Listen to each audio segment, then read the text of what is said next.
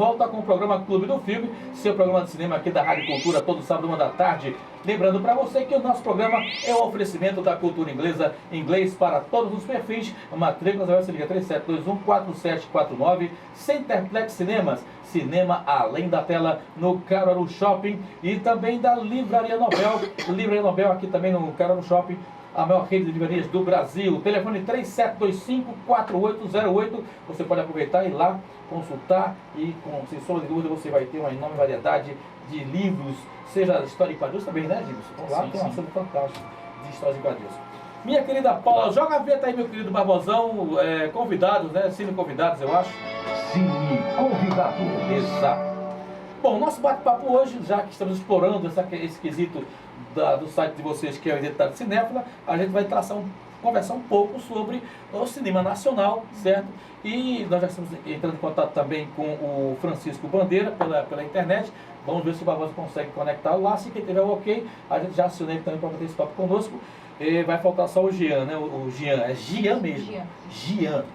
Gian, com G ou com J? Com G. Com G. G-I-A-N, Gian Couto, também de São Paulo. Essa galera que vai estar com a gente. E você, amigo internauta, aliás, você ouvinte da Rádio Cultura, os telefones também estão liberados, 3721-3722 ou 3723-1130. Também tem o nosso WhatsApp, que eu não estou vendo por aqui. O WhatsApp está por aí, meu querido Barbosão. Vê aí, por favor, se está aí o WhatsApp. É 8109-1130, tá? Você pode interagir conosco. Vai ser o seguinte, a gente vai liberar os telefones para você ligar para cá, para você fazer a sua pergunta para o pessoal do Identidade Cinéfila. A primeira parte desse bate-papo vai ser sobre o cinema nacional. Vamos falar um pouco sobre enfim, você vai ver daqui a pouco sobre o assunto que a gente vai abordar, chanchada nacional. E aí vamos sortear 3 camisetas da nossa promoção Cinema Aí Vou Eu. A camiseta muito estampada com a logomarca de que filme, Gibson? Missão Impossível da Ação Secreta. Eu quero a minha, hein? Diga se você já tem, rapaz. Você já tem, rapaz. Você já tem. É linda, você é linda, não é foi linda, é linda. Pra a sessão de cinema, mas teve direito a Que é camiseta. isso, Edson? Você tá me Mas entregando também, aqui ao vivo. Você não foi, mas ganhou a camiseta. É isso que eu tô dizendo. Ah, tá cara. certo, tá certo. E cuidado com o que você diz. Você está pegando aqui ao vivo, ficou meio complicado isso. E aí, é Carlos Maciel? É você que saiu com essa agora. E ele não tá por aqui. Inclusive até ele está aqui plugado. Carlos, você está online. Oi. Pois não? Vou pegar perto dele pra cá. Não entendi nada. Vocês falaram comigo? Não, né? Tá bom. Paula, vamos começar o nosso bate-papo, quando o pessoal organiza ali o contato com o nosso querido Cinema Nacional. Vamos falar um pouco da chanchada nacional, né? Primeiro, o que seria a chanchada? Por que o termo chanchada? O termo chanchada vem justamente na época principalmente da Atlântida, que foi quem trouxe esse termo e esse tipo de filme, mostrando o jeito brincalhão do Brasil. E querendo ou não, era um filme que, apesar de ter um grande sucesso aqui no país, era um produto de exportação. Então eles meio que utilizavam toda essa vertente do brasileiro que brinca, do brasileiro do malandro, para vender. A Atlântida era nacional do Rio de Janeiro, então eles tinham esse aspecto do malandro, do carioca, né, muito forte dentro dos filmes, e foi realmente um sucesso popular muito grande. Só que muita gente acaba cometendo um erro atribuindo justamente essa época, década de 40 e 50, as pornas chanchadas, que na verdade só vieram depois na década de 80, né? Eles não tinham esse apelo sexual tão grande, era mais uma questão de comédia, de diversão, que atraiu um grande público. Não, né? E por ser até uma curiosidade, eu acredito, me corrija se eu estiver falando alguma besteira aqui, mas por ser no Rio de Janeiro, né? E ter essa identidade mais ingênua, burlesca, né? Falava-se muito sobre carnaval, né? Sim, nessa época, sim, né? sim. O herói, essa parte cômica no carnaval. O gostoso, praticamente eu não sou tão novo quanto vocês, então eu tive a oportunidade de ver muitos filmes. Eu não sou dessa época. Não, pelo contrário, eu não sou tão novo quanto eu mas eu tive a oportunidade de assistir muitos filmes. E até porque eles hoje estão disponíveis, seja no YouTube, seja também nas principais locadoras. Você pode acessar e procurar, por exemplo, o bicho não deu, por exemplo, Nem Matar Nem Morrer, alguma coisa assim, é uma paródia do Matar ou Morrer. Matar ou né? Correr. Matar ou Correr. E a partir daí você vê justamente esse lado engraçado, esse lado cômico e muito nonsense. A gente poderia até fazer uma comparação, guardar as devidas proporções, um pouco o humor do próprio Charles Chaplin. Né? E também o fato de que as produções daquela época, mesmo para aquela época, eles puxaram muito das grandes produções de Hollywood. Né? A gente tem Nem Sansão e Nem Dalila, que é um filme extremamente divertido. Muito engraçado. Você chegou a assistir? Sim, com certeza. É da época do Gibson, então. Mas enfim. Mas é cada um, né? E você tem aqui grandes atores como Anquito, Grande Otelo, aliás, Anquito não, Oscarito, perdão. O Oscarito e o Grande Otelo que explodiram como grandes ícones da chanchada nacional. Tornaram-se praticamente referência do cinema naquela época. Né? Então, assim, todo esse visual da chanchada foi muito explorado, pegando filando muito e adaptando muito a questão do cinema norte-americano, né? E é engraçado que hoje em dia a gente não tem acesso a todo o acervo das chanchadas que foram feitos, porque houve um incêndio no perdeu a maioria dos filmes. grande parte dos filmes. Então a gente tem acesso a uma parte bem pequenininha do que eles fizeram. É verdade. Que no termo técnico era extremamente avançado, que se assemelhava muito à Vera Cruz, que na época também tinha essas produções bem avançadas de termo técnico. A Vera Cruz praticamente foi uma similar da Atlântida, não foi isso? Quer dizer, uma produtora similar? A questão da Atlântida é que ela produzia e exibia. Então ela tinha coordenação da distribuição do filme. Porque a Vera Cruz não teve, por isso que teve uma duração tão curta, ela acabou logo. E consequência desse incêndio que danificou a Atlântida, boa parte desse acervo não foi preservado, não foi recuperado. E aí foi a vantagem, acredito até do próprio Mazzaropi ter se destacado tanto, né? Porque ele tem sua própria produtora, né? O Mazzaropi. Sim. Né? Depois, com o advento da própria Herbert Richards, que lançou o Mazzaropi, é isso? Não, foi a Vera Cruz. A Vera Cruz, foi a Vera Cruz, então ele mesmo fez a sua própria. Que na realidade ele utilizava a sua fazenda, né? Sim. Os filmes do Mazzaropi, na maioria das vezes, eram rodados na sua fazenda. Quer dizer, cara, sabe? E vamos fazer um apelo para essa juventude também, né? Assistir esses filmes que, assim, olha, são divertidíssimos, inteligentíssimos e, assim, brasileira. Assim, Maravilha, né? a gente tem todo esse potencial que veio dessa década em um momento em que o próprio país passava por uma situação delicada, era a efervescência do regime militar, pode dizer dessa forma, a mudança de governo também, e toda a característica também das condições limitadas de se produzir filme também naquela época. Então você via o quê? O sacrifício que se fazia.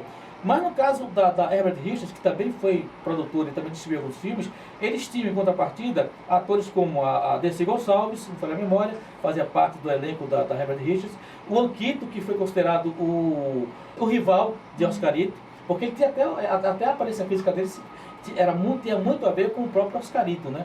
Então muita gente confundia o Anquito com o Oscarito. Depois o Grande Otelo saía da Atlântida e ia para a Herbert Richards, fez alguns filmes em parceria com o Anquito, inclusive esse Matar o Correio.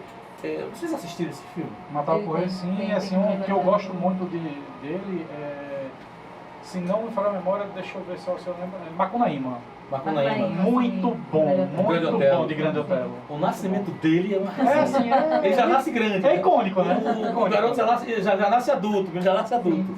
Você citou aí um filme interessante que é Nem Sansão Nem Dalila. Eu lembro também da época do filme que era O Homem de Sputnik, que foi lançado na Sim, bem lembrado.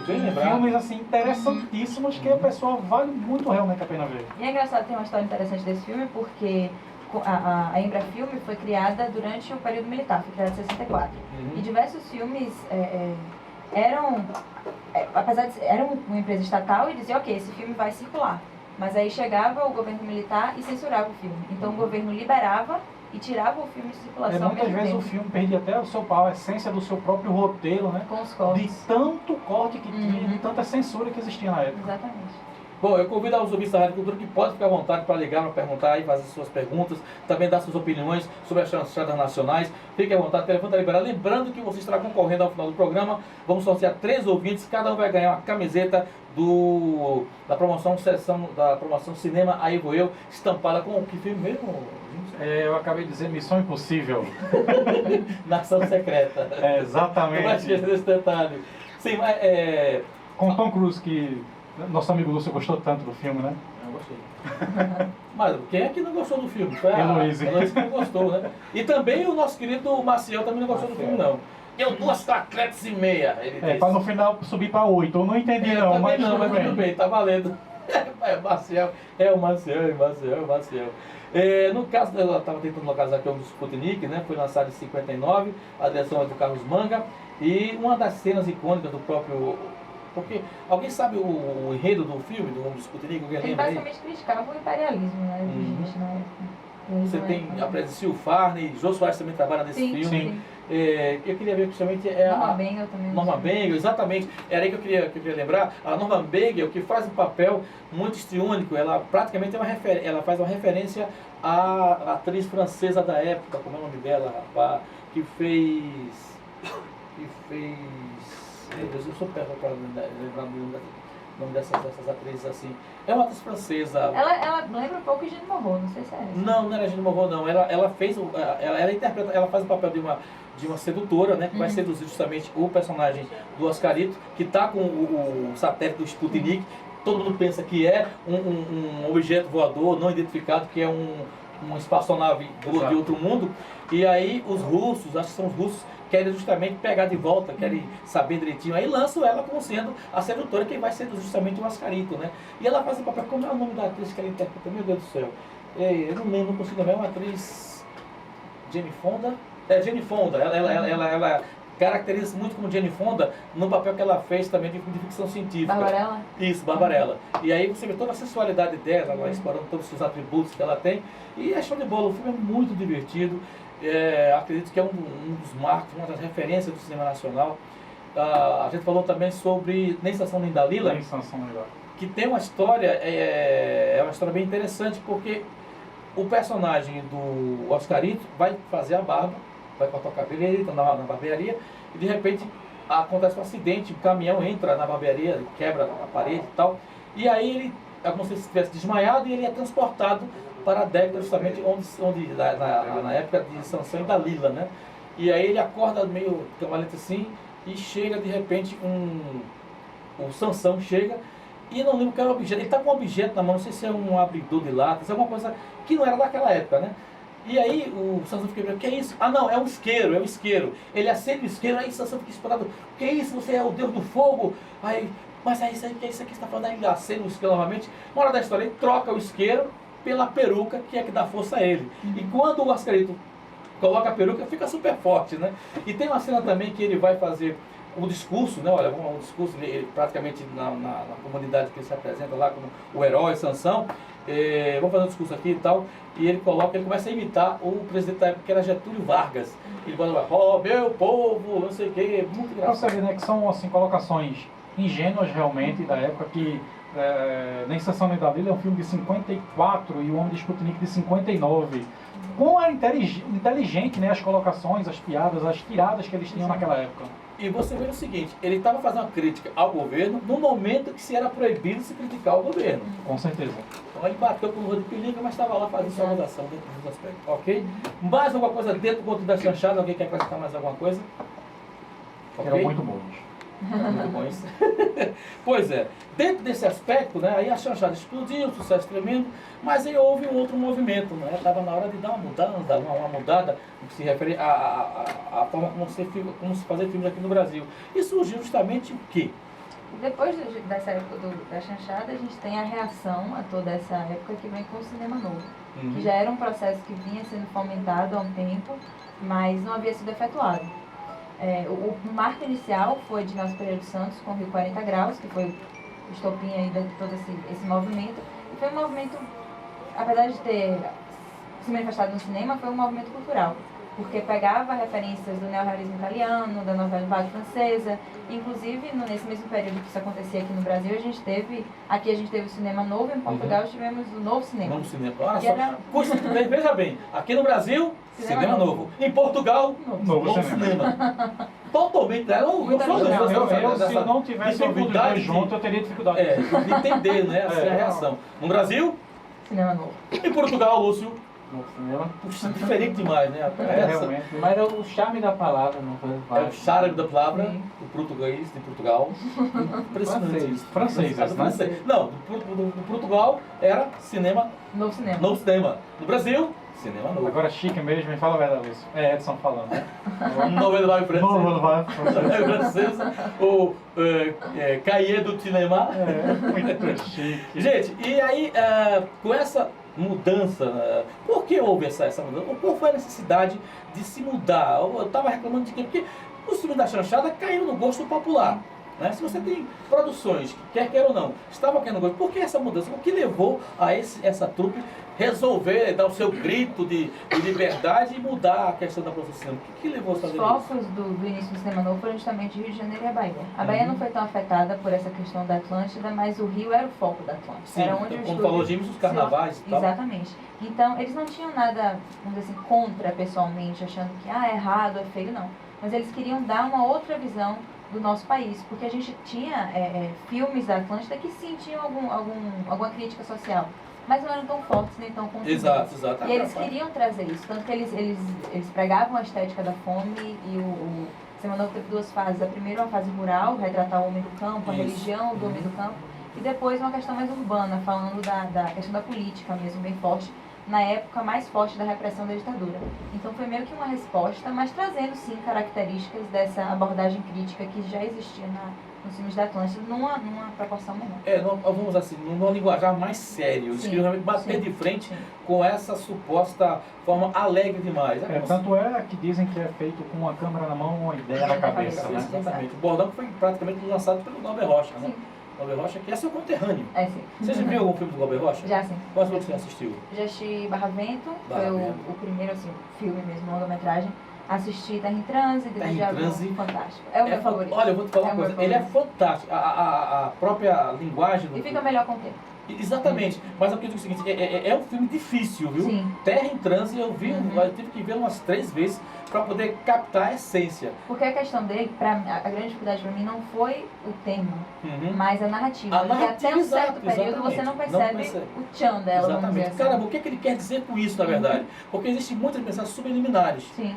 Até pela falta de liberdade que não se tinha na época, pleno regime militar, estávamos vivendo no Brasil, em situações extremamente delicadas a nível social, política e o próprio meio da sociedade com as suas dificuldades que não eram mostradas ao povo, diga por si só, a ansiedade desse povo. E aí os cineastas vêm com essa nova linguagem para explorar, mostrar a realidade nua e crua, mas não podiam. Então tinham que usar linguagens bem sutis para poder transmitir aquela mensagem. E esse artifício não era... a gente não pode nem julgar na questão da Atlântida, porque eles não viviam numa ditadura. Tinha o Estado Novo, mas não era tão forte nem tão repressiva como a ditadura militar. Então eles não tinham que procurar tantos subterfúgios para poder passar a informação, o que o pessoal do Cinema Novo teve que fazer em peso. E consequentemente dessa ascensão do próprio regime militar dentro aqui em nosso país, né? Então Terra em Trânsito trata muito dessa questão social de uma forma muito...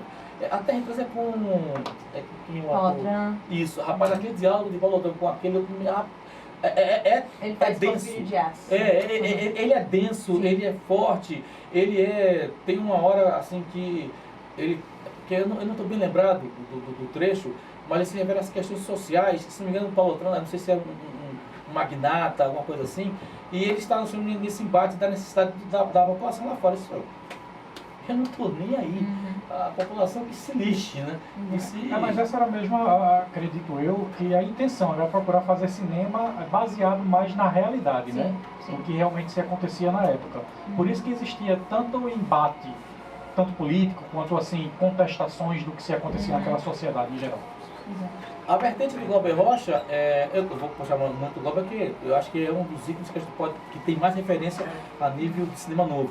Além desses filmes também, quais outros que você poderia citar do Glauber? O Glauber tem o Barravento, que é o principal, que inclusive eu brigo muito com o Chico, porque ele não gosta do Barravento, eu gosto muito, acho um filme muito bom. Não tão bom quanto os outros, né? Mas é um filme bom sim, pelo menos do meu ponto de vista. A gente ainda tem o Deus do Diabo na Terra do Sol, que foi um marco. Menina, e tem essa Muito bom, guerra, né? Entre Terra em Trânsito e Deus do Diabo, qual é o melhor? Eu fico com Terra em Trânsito, mas são filmes fantásticos. E é uma guerra muito sadia, na verdade. A gente tem também o Dragão das Mortes, também chamado de Antônio das Mortes, né? Dragão da Maldade, perdão. E o nome? O Dragão Guerreiro. E a gente tem também um dos seus últimos, que foi a Idade da Terra, foi de 80, ele já tem uma estética mais assim, puxando para o cinema americano, mas mesmo assim filmes extremamente importantes que tratam sempre dessa ideia da realidade brasileira, das injustiças. Eu considero o Glauber Rocha praticamente, se não o pai, mas um dos principais percussores do cinema novo a nível dessa nova estética de se falar. Tem um nome importante também, né, que é o Cacá Diegues, né, que era da época exatamente. Também, além de Glauber Rocha. Entre outros, né? Exatamente. Eu só queria citar, no caso do Glauber, o filme do Deus e o Diabo na Terra do Sol, né? Onde, novamente, aqui não é somente o conteúdo da linguagem, aliás, do texto, do roteiro em si, mas também a maneira como ele trabalhou o fator da fotografia. Né? Eu acho o filme todo em preto e branco. Fantástica, fotografia. Mas tem uma cena que é quando o Corisco está sendo perseguido por um policial da Volante, e a tomada que ele faz, o campo aberto que ele coloca, gente, é algo de você ficar com os olhos embevecidos pela qualidade estética.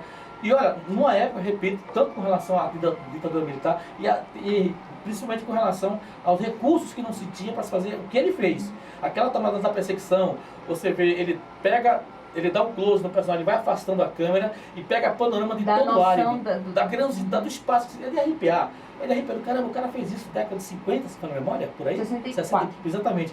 Numa época, realmente, o cara fica impressionado. Você pega esse filme hoje, não deve nada às produções de hoje. Em termos de estética, de leitura, de visual, de fotografia.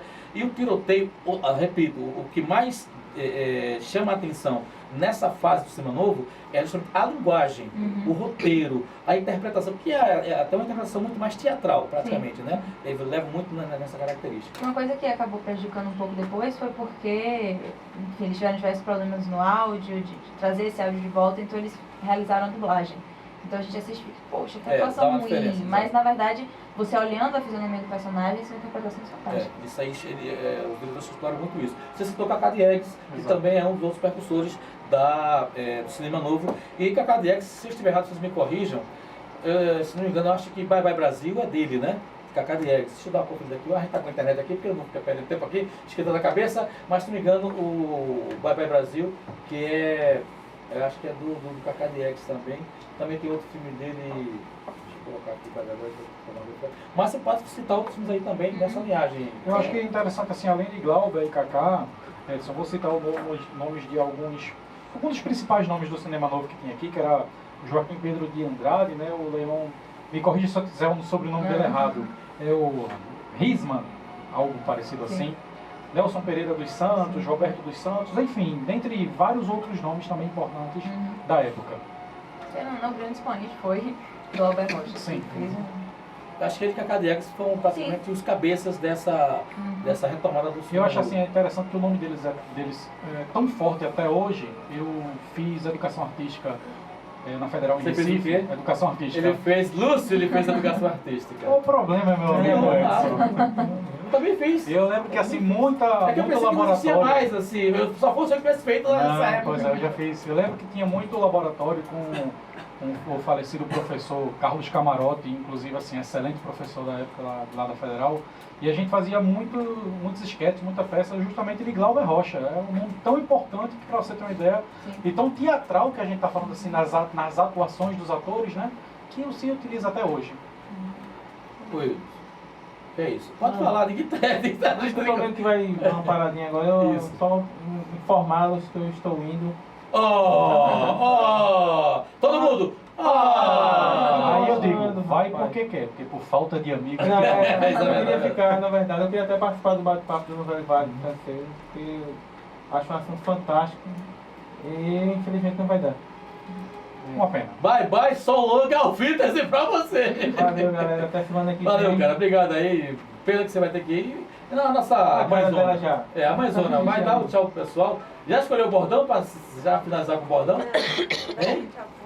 Fala bordão, eu tenho que escolher o meu também, né? É verdade. Meu Deus do céu. Dá um tchau por ela também. Tá certo. Então valeu, galera, ao infinito e além. E o dela? Dá um tchauzinho pra galera do YouTube em casa também. O pessoal do YouTube aí, quer ver? Não sei se tá pegando. Tá. De novo.